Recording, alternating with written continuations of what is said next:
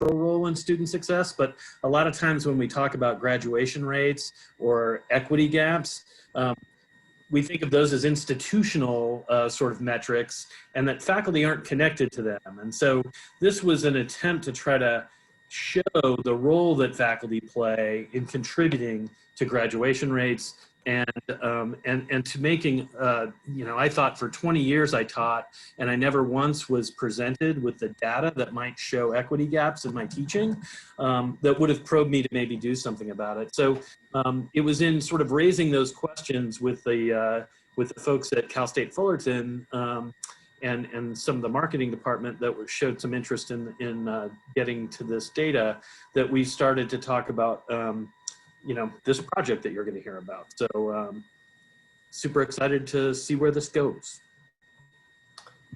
Thank you, Shawn. Now we would like to share with you a 2-minute video, Faculty Student Success Dashboard at a Glance.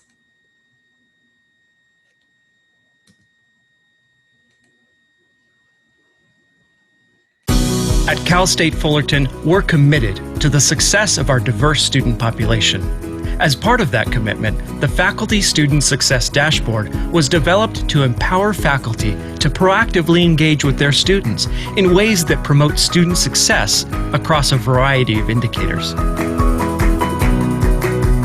Hi, my name is Joe Luzzi. I'm the Assistant Vice President for IT Enterprise Applications. Currently, faculty at Cal State Fullerton are unable to easily access individual academic performance, progress, and success data of their students.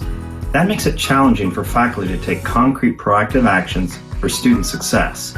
To remedy this challenge, in multiple collaboration with campus partners, the Division of Information Technology created the Faculty Student Success Dashboard, which is the first in its kind in the CSU system.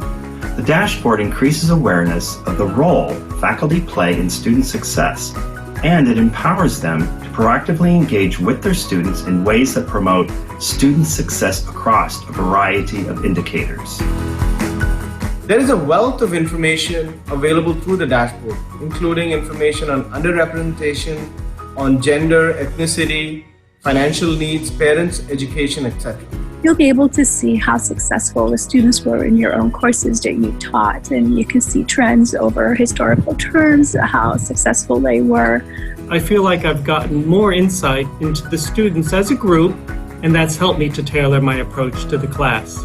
Having all this information will not only make our job so much easier, but I know that it's going to allow me to serve my students in a way that is so much more thoughtful.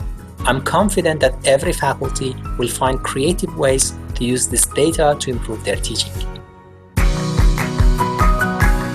For more information, please visit the Faculty Student Success Dashboard webpage at fullerton.edu/FSSD.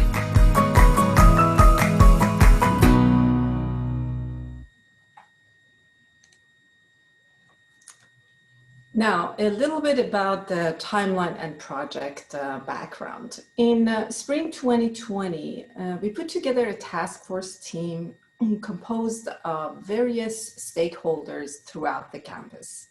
With their help, we improved the dashboard and presented it to the marketing department in order to recruit faculty that could be part of our pilot team. 6 faculty from the marketing department volunteered, and with their help, we were able to improve the dashboard through the faculty lenses. In July 27th, we launched the dashboard throughout the campus, and since then we have 719 unique faculty login to the dashboard.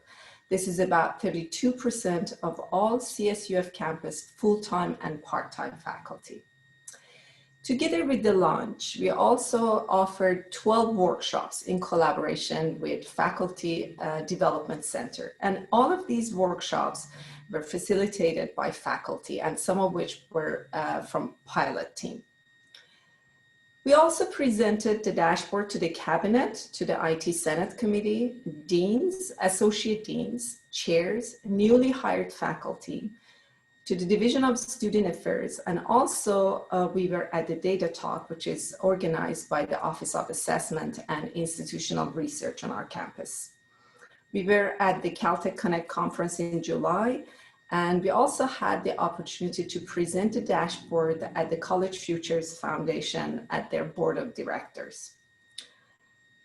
With all these presentations and all the workshops and all the feedback that we received, we are now implementing all the feedback and input in order to improve the dashboard as part of phase 2.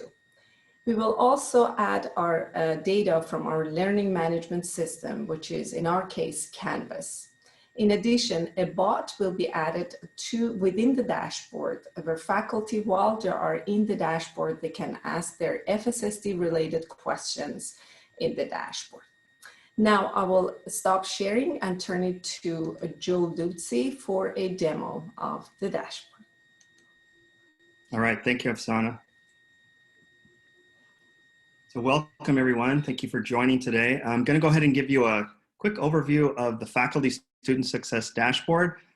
There's 7 main tabs, 8 if you count the Home tab, which is a new tab that we just added. And it shows the, it shows a little bit of information about the dashboard to the faculty. So right when they come into the dashboard, they'll have this information available to them. They'll have how-to guides, information on using the data ethically, and how to get support in using the dashboard if they run into any issues, or if they have suggestions, they could send us an email to the faculty dashboard at fullerton.edu. So the first tab is called My Overview. And so this data that we're presenting on the dashboard is data that is around the students that the faculty have taught in their classes. So it's a collection of the data from those students that they've taught in their classes. It's not every student in the university. It's tied directly to those students that they've had interaction with. So what I'm showing you here is the My Overview tab. Our dashboard, we use Oracle's OBIEE, Oracle Business Intelligence Enterprise Edition, for our visualization tool. That provides us with the ability to create charts and graphs, drill downs, etc. Behind the scenes, we're using Oracle's Student Information Analytics Data Warehouse to store the data and organize it into the subject areas that we're providing to the faculty. And we have many other dashboards we built on this platform that we provided to the campus. So on the My Overview tab, I can filter by term and by the classes that I'm interested in, and I can get an idea of the head count, how many students are in these classes. I can get an idea of the FTEs and also the average class GPA. So I can see right on the graph how each of the average GPA for each of the courses I taught for the fall of 2019, the FTEs, the head count, etc. At the bottom, I have the ability to see those breakdowns by the actual grades for each of those courses. One other note is all the dashboard tabs have the ability to export data. So I can export any of this data to various formats, Excel, PDF, or even to raw data files for further analysis. The My Courses tab allows me to look at a specific course and kind of see how my students are performing in relation to other students in the same class. As shown here on the course GPA, I have Marketing 353 for the spring of 2019. And you can see the 2-year average for Marketing 253 here, the GPA is around 262. For my class, it's around 249. And then we also show a comparison to those Marketing upper division classes, so I can see how my students are performing amongst those groups of students in those classes. I can also get an idea of how many students are repeat eligible that are in my class. And then that's also in comparison to the 2-year average and also the average of the Marketing division, upper division courses. And then below I have my course GPA. The graph shows me all the different assignments of the grades based on these metrics, my course and the 2-year average and the upper division courses. Next is the My Students tab. And this tab is directly out of a dashboard we built called the Student Success Dashboard, which helps the campus track our grad rates. It's a dashboard used by our leadership teams and also for our advising teams because they can drill into the data and they can get specific detailed data about each of the individual students. So we kind of frame this dashboard for our faculty. And again, the data we're presenting is only the data that is seen by the faculty, the students that they've taught in their courses. So we're limiting it just to those population of students. And so you can see I have the ability to filter by the various terms and the classes that I've taught over those terms. I can get an idea of how many students were in those classes. I can see how many have graduated. So I have 72% around that have already graduated. How many that are still working on their degree, enrolled and not graduated. And then on this far right, I have those students that may have stopped out or maybe were disqualified, not graduated and not enrolled. And I have that information presented visually on the graph, and I can see in the green how many have graduated, how many are still working on their degree, and how many have stopped out.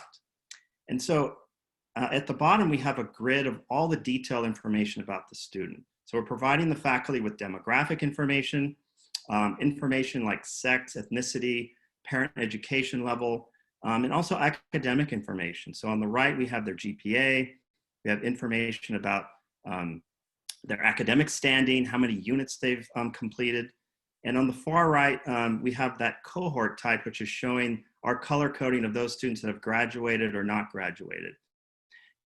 And so I can sort these columns. And so one of the things that you can do on this grid is I can look at those students that maybe haven't graduated and not enrolled, they've stopped out. Maybe there's some students that I recognize that maybe I want to reach out to and see if I can offer any assistance. The other thing I can do, if you notice these student IDs are clickable.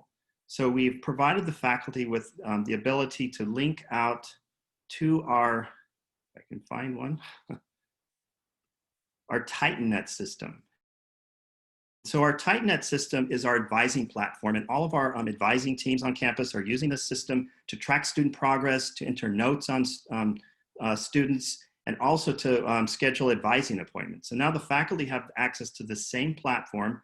They can see specific information about their student DFW rates, their current major, their classification. They can see information about the notes that have entered by the other teams on campus, if there was any appointments that they have attended, whether they're advising appointments or tutoring appointments. To the class information, if they're enrolled for the term, they can see the classes. And they can also see a history of the courses that they've taken over their career here at Cal State Fullerton. They can also add a note on the student record, just like our advising teams. And they can also message students through the platform. So they can click message a student, they can send messages through the platform. It will be stored in TitanNet, as well as the message will go out to the student's email. I'm gonna scroll up, I'm gonna go to My Current Students. So the My Current Students was actually a new tab that our faculty that were part of the pilot had asked for. And so what they wanted was visibility into those students that they were going to be teaching for the upcoming semester. So they wanted to have that visibility. So we provided them with the way to see, this is the current term, fall 2020, so I can see all the students that are enrolled in a particular class or all my classes, and I can get an idea of the breakdown of those students. I can see the same information as my students. I can see their biographical information, information about ethnicity and sex, their academic information. And I can even look at future terms. So our enrollments are coming up next week for spring. So once the spring enrollments begin, I'll be able to choose spring 2021 and get an idea of the students that will be coming into my class in the spring timeframe. The My Opportunity Gap tab allows this faculty to see how their students are performing in their classes across a variety of indicators. So we're showing parent education levels. So you can see all the courses that the faculty have taught. You can see the GPAs from those courses, and you can see the university average GPA. So they get an idea of how the students are performing based on parent education level in this instance, or I can choose ethnicity, and I can see how my students are performing across those ethnicities. I can also look at sex and underrepresented status as well. And again, all of this data is exportable to data files or Excel files for further analysis. Now, the migrated class list is an existing dashboard tab that we've already provided to the faculty, but we wanted to provide kind of a cohesive tool for the faculty to land in. So we added it to the faculty success dashboard. So now they have visibility into the courses they taught for a particular term, the grade distribution. They can see that through the grid, or they can see that through the graph at the bottom.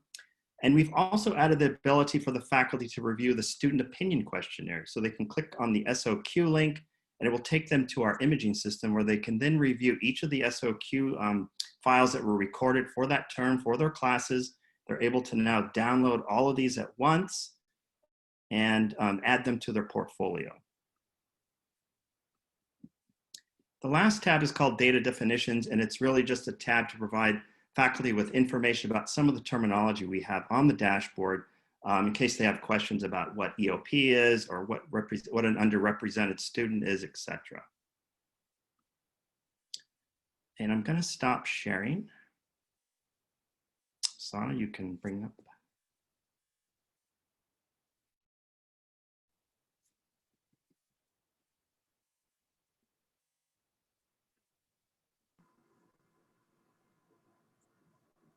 You're on mute, Afsaneh.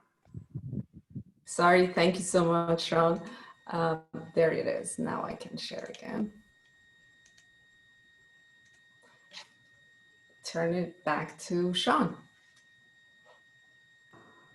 Okay, you know, what I think I'll do is I saw a familiar name pop up in the chat there asking a question, a really phenomenal question about the rationale behind including demographic information about students and whether or not that might create bias in grading, so and things like that. So I'm not sure in the question there are other insidious uses. I'm not sure exactly what those would be, but I think it's a great question. I will tell you kind of how this came about. Originally, when we originally had this conversation, it was more about being able to look at what your kind of historical data looks like. When the marketing department piloted this, one of the uses that faculty in that department found really helpful was looking forward, as Joe was saying, at future students. And what I would say that, on the upside, I think it does let you know a little bit more about the specific audience as you're preparing the curriculum plan for that course. But it occurred immediately to everybody that there could be a downside to that too, that to the extent that there's unconscious bias related to these categories, and that bias may be deployed in a way that creates inequitable educational experiences for students. That could show up if you know more about these students and you're looking at them. I don't have a great answer to that question, except that this project surfaces information that we already have. And I would also say that from a faculty standpoint, we are making judgments about our students, whether they're informed by these kinds of criteria or others. And so I'm not sure that you ever get a bias-free grading view neutrally. I will say that we are planning to evaluate that very thing. So part of the grant that we supported was to explore what happens when faculty are exposed to this data, and to track that very carefully, because we do think that there's an issue there that we want to be conscious of. But at least for the moment, I think the goal is to explore what happens when you have this data. Now, the other thing I'll say is, if you're a faculty member who says, I don't want to look at this, you don't have to look at that data for your incoming students, right? It is there, and there are other ways to access that beyond the dashboard, I suspect. If your systems are like ours, we're at San Francisco State where I taught, then this isn't like we're surfacing data that doesn't exist in other places. But anyway, that's kind of the short answer to that question. I'll just say, the one other thing I'll say, and then I think other folks probably have questions that should be answered. But I think one of the things we're excited about in this moment is, in the work that we do at College Futures, we're hearing a lot from the field that people have been really activated by the murder of George Floyd and the subsequent social reckoning around racism in our society, and looking for ways to bring their own work into helping solve that problem, speaking to issues of inequity and issues of racism, structural racism. And, at least this is a tool that might invite that ability to do that work. And so at least that's where I wanted to underscore that. And I know that a number of folks that have seen this work at Cal State Fullerton are really, really excited about its potential to help faculty be active agents in, anti-racist work inside the academy.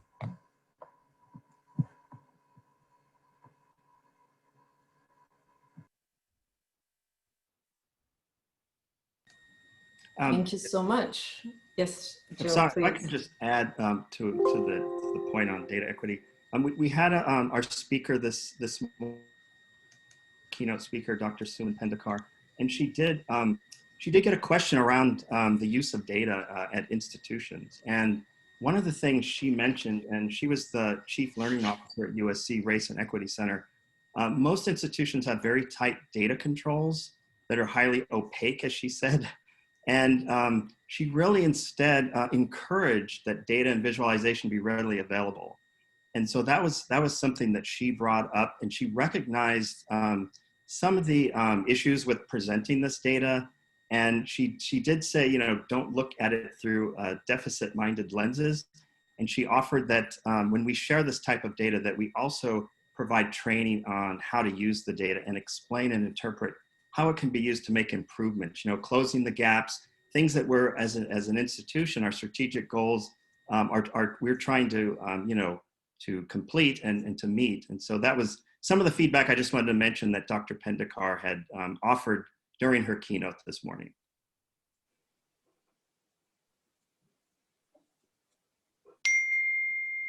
Okay, wonderful. Thank you, Shawn, Afsaneh, and Joe for that great presentation and demo. Let's go ahead and move into our Q&A. We do have a couple of questions. The first coming from Michael. Do advisors have access to see all students, or if known, can advisors, faculty, or otherwise only see students for whom they advise? So in relation to the dashboard itself, the faculty are only able to see those students for which they have taught in their classes. So when they are viewing the data on the dashboard, they're only seeing those students that have been in their classes or their upcoming classes for the current term or the future term. When they go into TitanNet, our advising system, again, they're only able to see those students that they're teaching in their classes or that they have taught in a prior class. For advisors, it's different. The advising team has access to all students' information on campus through our advising platforms, through our student success dashboard, and other queries and that we give through our student record system to those teams. Thank you. And just a reminder, if anybody has any questions, please go ahead and post them into the Q&A feature. Moving on to the next question. This dashboard would be best for final grades that have been turned in for the term, correct? Maybe I'll try and tackle that one. So I think this gets into some of the issues that we were just talking about with regard to, having the student profiles influence you as an instructor before you ever meet the student. I think for faculty worried about that, that's the absolute solution. You can use it as a tool to look at the data that, of your historic teaching. I can say that in the pilot, there were faculty who responded that it was super helpful to them to have a profile of their students prior to planning their course for the semester. And, I do think that that raises questions about, what kind of judgments folks are making about their students based on the data. But I think using the data, trying to surface issues where student profiles going in might negatively impact the teaching experience would be one thing. But I also think that there's there's at least an equal probability that, faculty that want to do right by their students will benefit from knowing more about them before they're midway through the semester. So I think it's an issue of learning and study that, we're definitely paying attention to and supporting in the grant. And we're looking forward to those results. And hopefully we'll see what that there are improved outcomes for everyone's teaching. Thank you. So that's all the questions we currently have. I'd like to thank our panelists and ask if our panelists have any parting thoughts.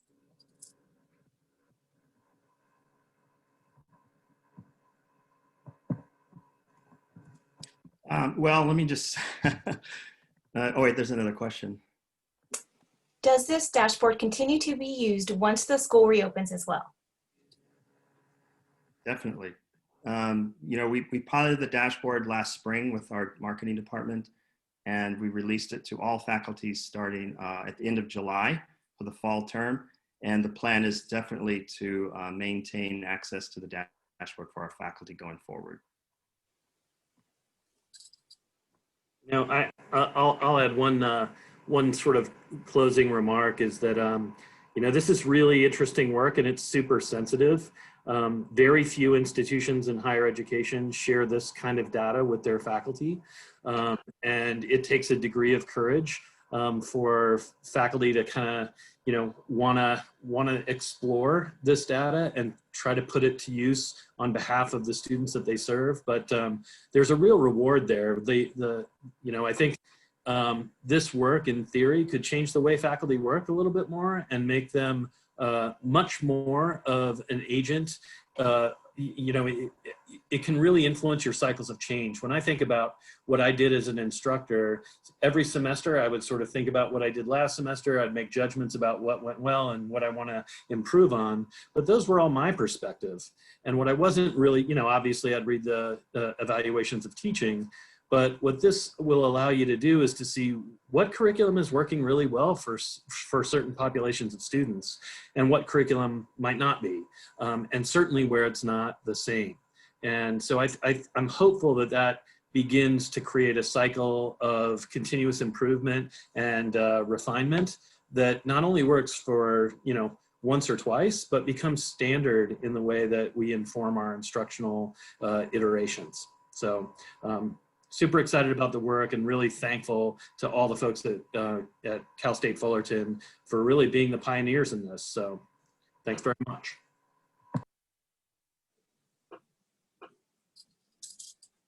Okay, and it looks like we'll try to squeeze one more comment from Carolina. Great job, it seems very robust. Any initial feedback from faculty that can help with continuous improvement?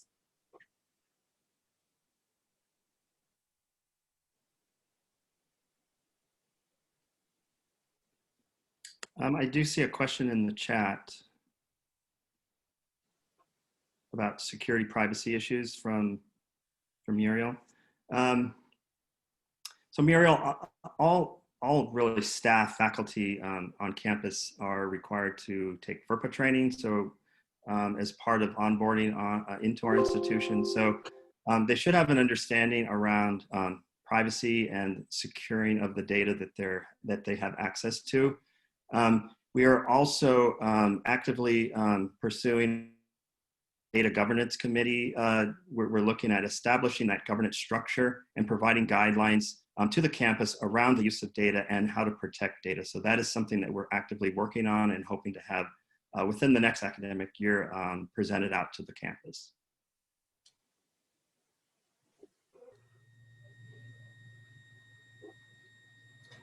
May I answer the question regarding if there is anything, initial feedback from faculty that can help improve the dashboard? Of course, if you have any feedback for us, facultydashboard@fullerton.edu, please email us and we will definitely take care of that. Thank you so much. Thank you. So now it looks like we are at time. I would like to thank everybody, especially our panelists, for joining us today. Just a reminder, at the end of this session, there will be a survey. We encourage you to participate. And if you do participate, you will be entered in a drawing to win a power bank from Titan Shops. And with that, we will wish you all a great rest of your day. Thank you all.